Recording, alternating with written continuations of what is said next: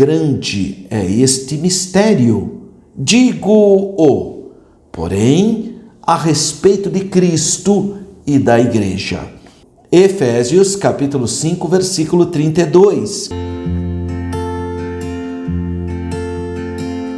A paz do Senhor, meu querido amigo, meu querido irmão da Escola Bíblica Dominical. Chegamos na lição de número 12, olha que bênção! E o tema sendo a Igreja do Deus Vivo.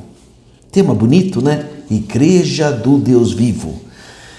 Você sabe que dia 17 de setembro de 2023, quando você deverá compartilhar a lição de número 12, é o Dia Nacional da Escola Bíblica Dominical.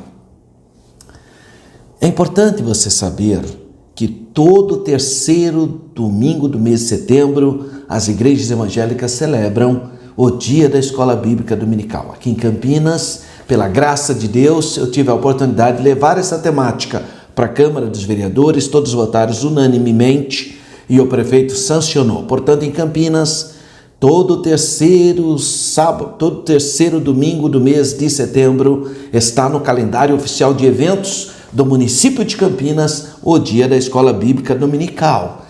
E é o Dia Nacional, portanto, da Escola Bíblica Dominical nesse dia 17. E eu quero apresentar aqui a pré-aula para você saber o conteúdo que você vai ministrar no dia 17, terceiro domingo do mês de setembro.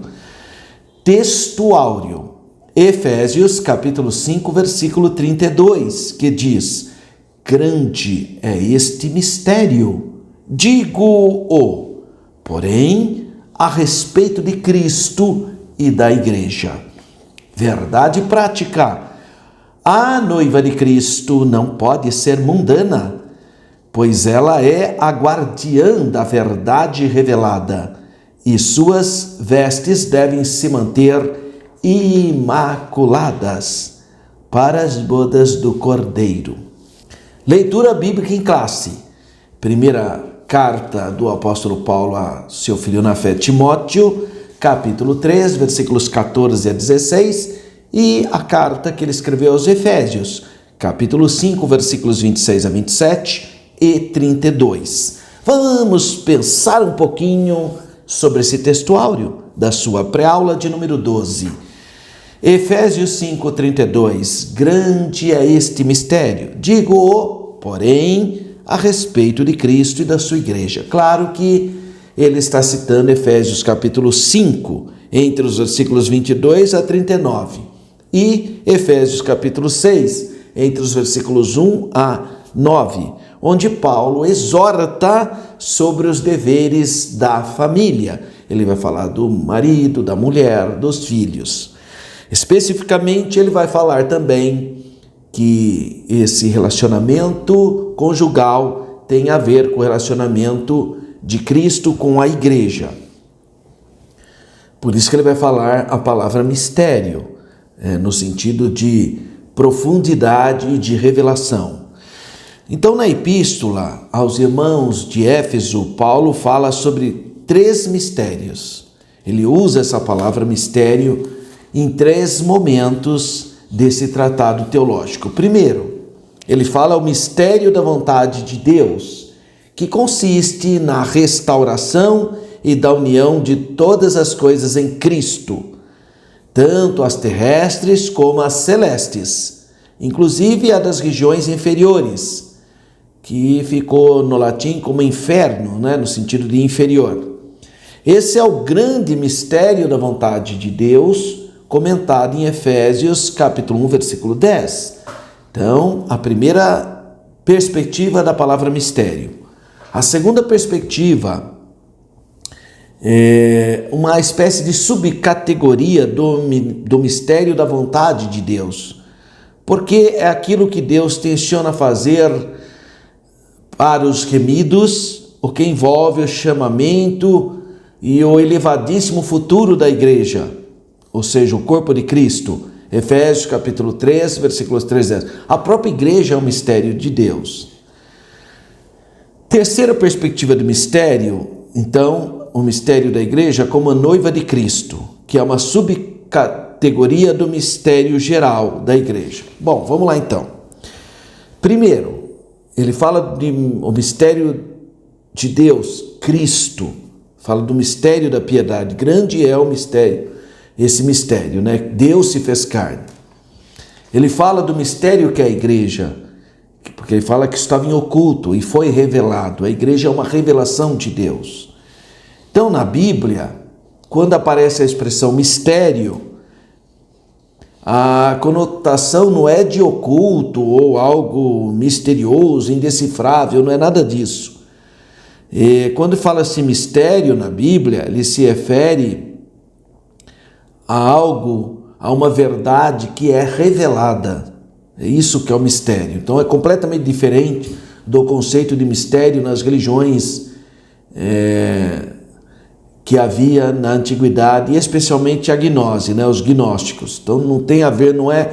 Porque os gnósticos trabalhavam muito como verdades ocultas, essas coisas. Não é isso que a palavra mistério quer dizer ou quer apontar.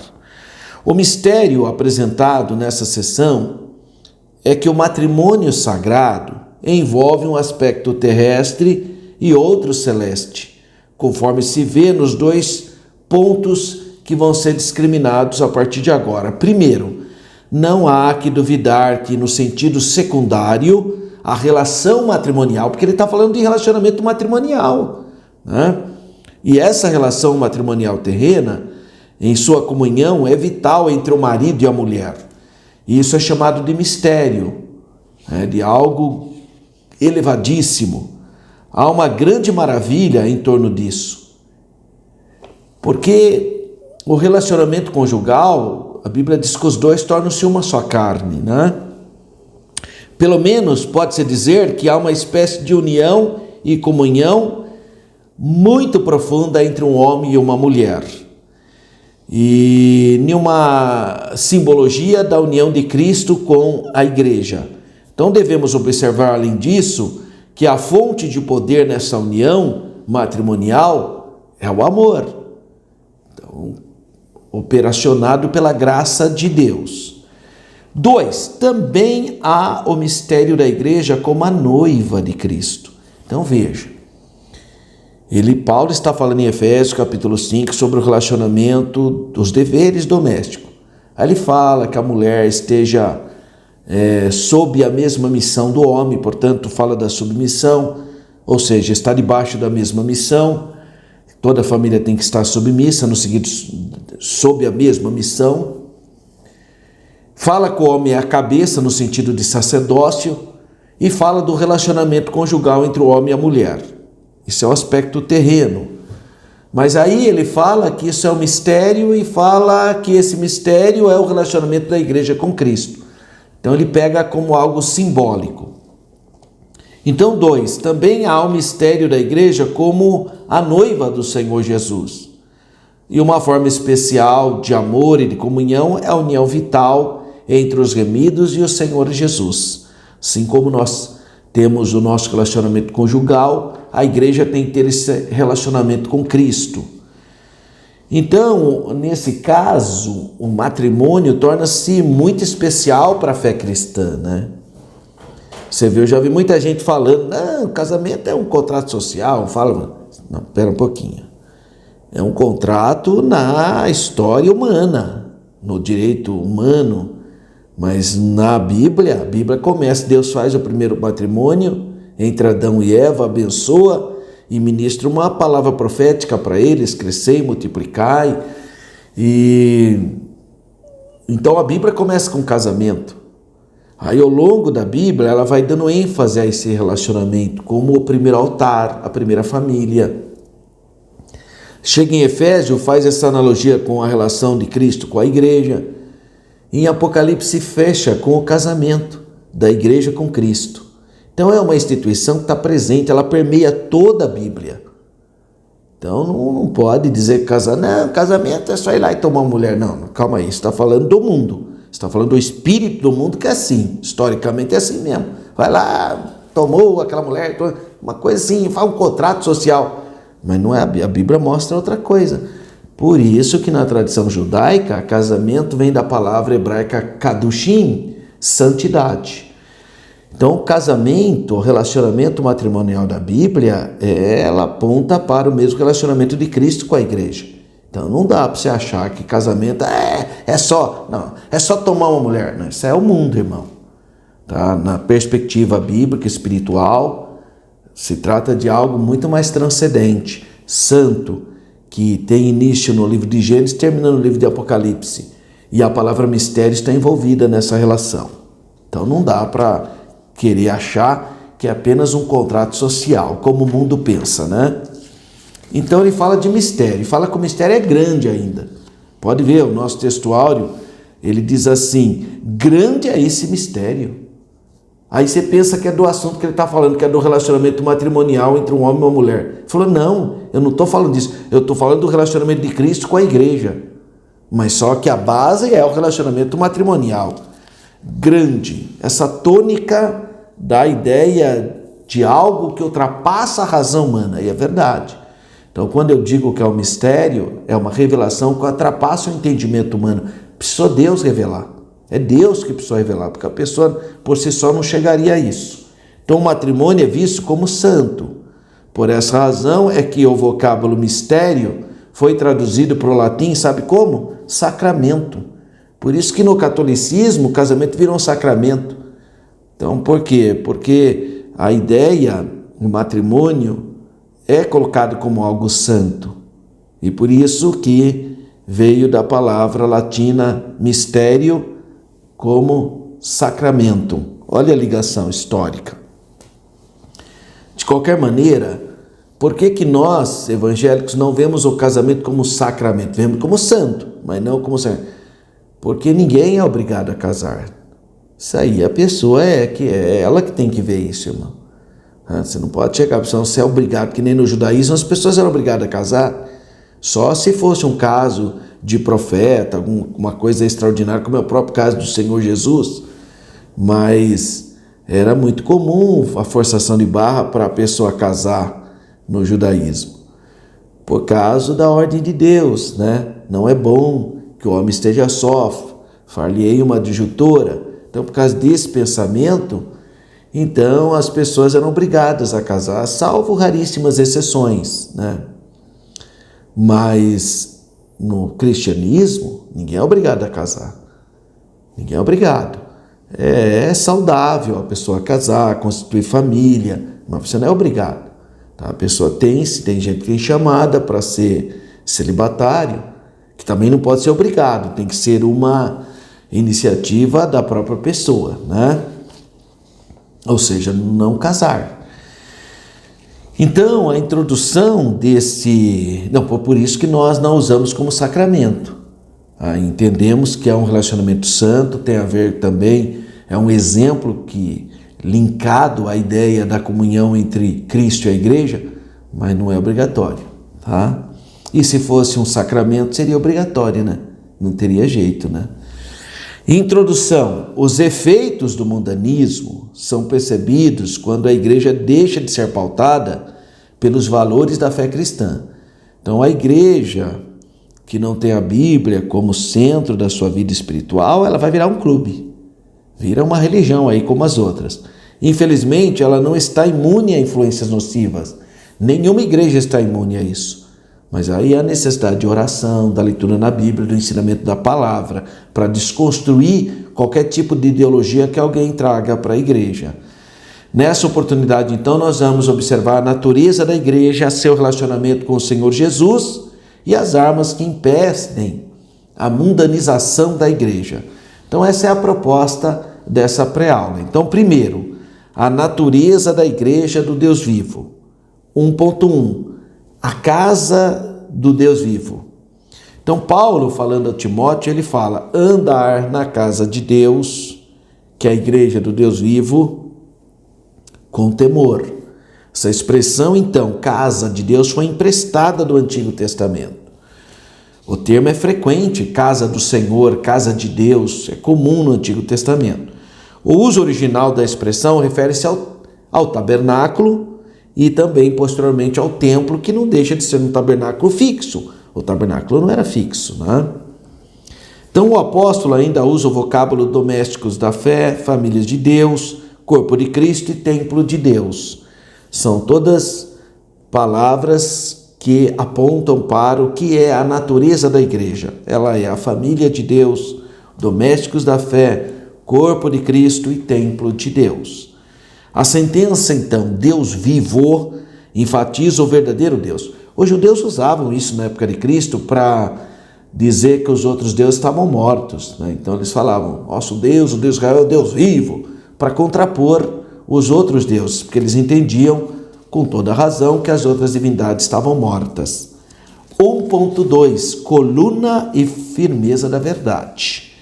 Então a Bíblia assegura que a igreja é a coluna, é a referência espiritual. 1 Timóteo 3,15, parte B. Bom, essa é uma linguagem ou figura de linguagem, né? Uma metáfora. A igreja é o firme fundamento que sustenta a verdade. Significa que ela foi instituída para guardar a revelação de Deus. Então a responsabilidade da igreja é propagar a fé, é pregar o evangelho, é testemunhar, é defender a verdade do evangelho.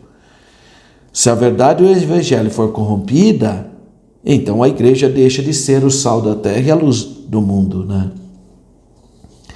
E 1.3, o mistério da piedade, né? Ele fala, grande é o mistério. O mistério da piedade é Cristo se fez carne, né? Então ele fala, grande é o mistério da piedade. Então ele sinaliza para o evangelho, né? Grandes são as boas novas, o evangelho revelado. Porque ele fala, grande é o mistério da piedade. Cristo se manifestou em carne, foi justificado em espírito, visto dos anjos, pregado aos gentios, crido no mundo e recebido acima na glória. 1 Timóteo 3,16. Então significa que a mensagem do evangelho é um mistério que foi revelado por Deus. A própria igreja é um mistério que foi revelado por Deus.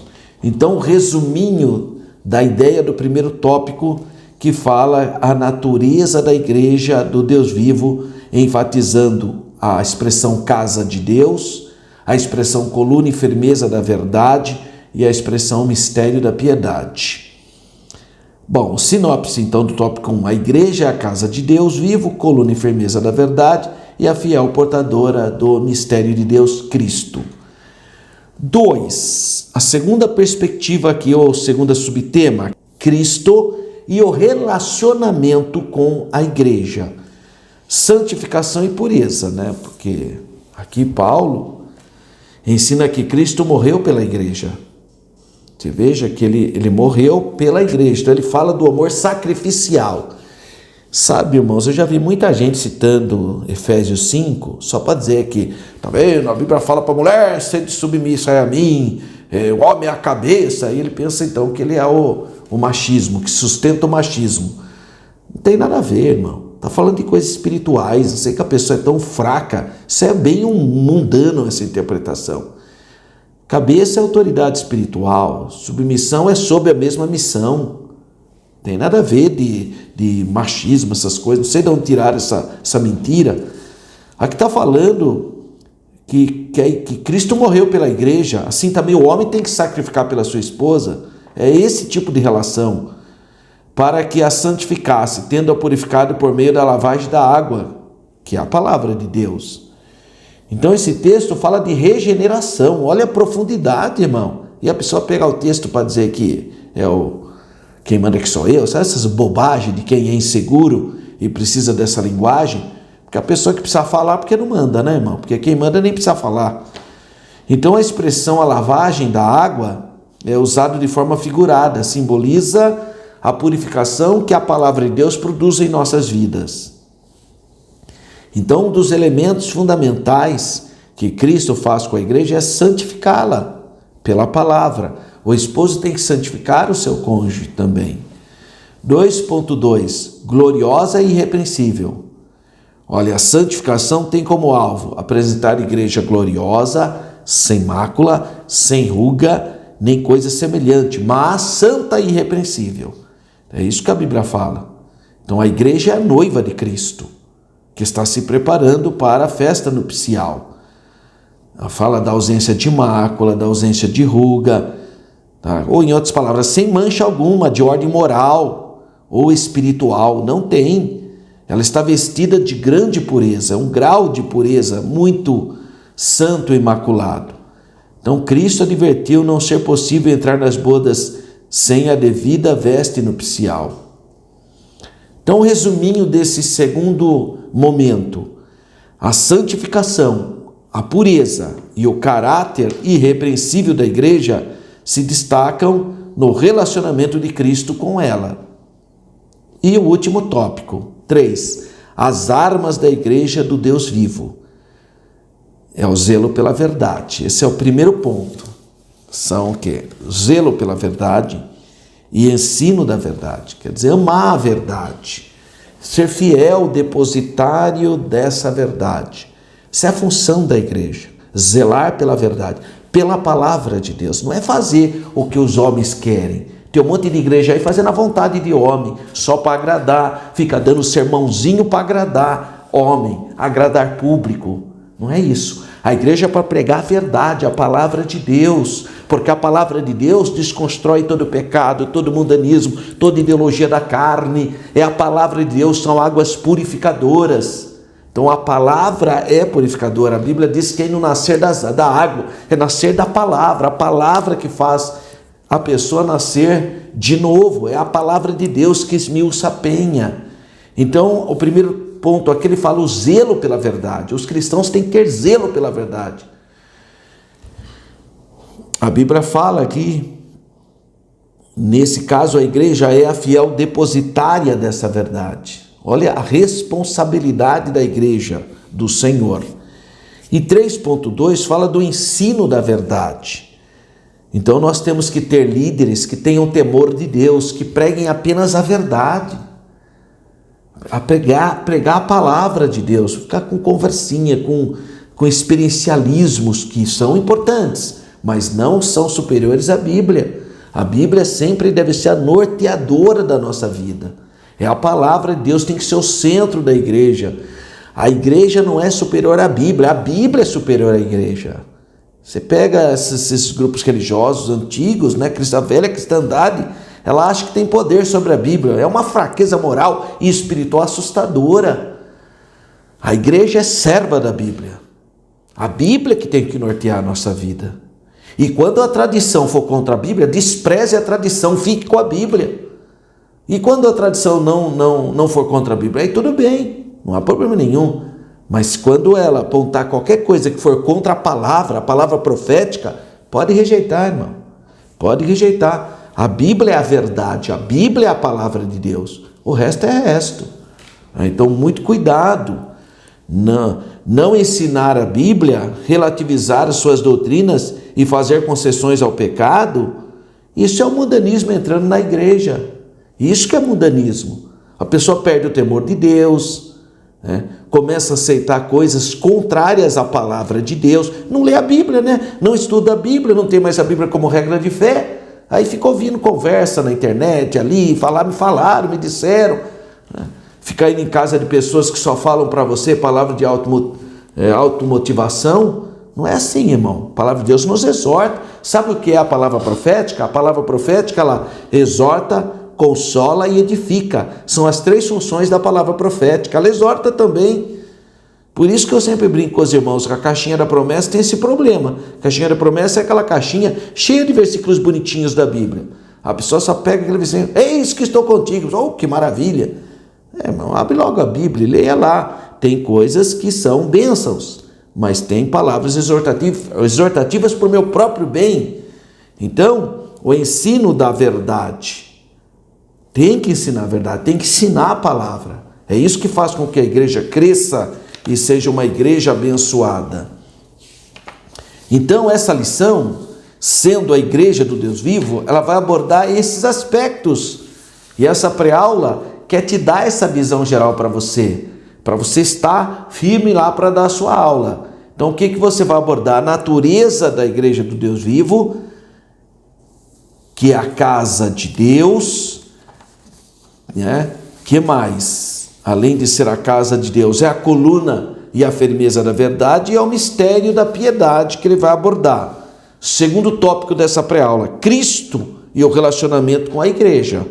Aí, o que produz em mim esse relacionamento? Santificação e pureza, e também glória e irrepreensibilidade. Irrepreensibilidade significa não há necessidade de repreensão, porque vive uma vida irrepreensível. E finalmente, então, terceiro, as armas da igreja do Deus vivo. A maior arma é o ensino da palavra, é o zelo da palavra. É a palavra de Deus que está governando. Então esse é o conteúdo dessa pré-aula e da aula que você vai ministrar no domingo, dia 17, que é a lição 12, sendo a igreja do Deus vivo. Para fecharmos essa lição, diante dos ataques da desconstrução da fé, a igreja do Deus vivo precisa ser vigilante. Jesus falou, vigiai e orai. Vigiai e orai, temos que estar atentos. Ela é a guardiã da única verdade que liberta. Jesus falou em João 14, 6, eu sou a verdade, eu sou a vida, eu sou o caminho, e ninguém vem ao Pai senão por mim. É uma verdade absoluta a palavra de Deus. A mensagem da cruz não pode ser ressignificada, irmão. Está cheio de gente querer mexer na Bíblia, tirar os versículos que só porque ele não tem a graça de Deus, não busca a presença de Deus, não se arrepende, quer mudar a Bíblia. Quer dizer, ele não quer mudar a vida dele, ela não quer mudar seu estilo de vida, seu modus vivendi, não quer abandonar o pecado, mas quer tirar da Bíblia aquilo que incomoda. Não pode. Seja Deus verdadeiro e todo homem mentiroso. A igreja é santa, pura e irrepreensível pelos méritos de Jesus no Calvário. Portanto, a noiva de Cristo não pode macular suas vestes. Seu papel abarca o ensino e a defesa com zelo da integridade da verdade revelada. Então, a proposta dessa aula 12 é mostrar esses aspectos relevantes para a igreja do Deus vivo no mundo eivado de ideologias, de ideias, de religiosidade, de estilos de vidas desfuncionais na perspectiva espiritual. São atitudes mundanas e a igreja tem que enfrentar esse sistema de coisas, não se conformando, o que Paulo diz aos Romanos, não vos conformeis com esse mundo. Em outras palavras, não tome forma desse mundo, mas seja a coluna e firmeza da verdade. Uma aula muito importante para os seus alunos nessa 12ª lição. Que Deus te abençoe e te guarde. Fique na paz do Senhor.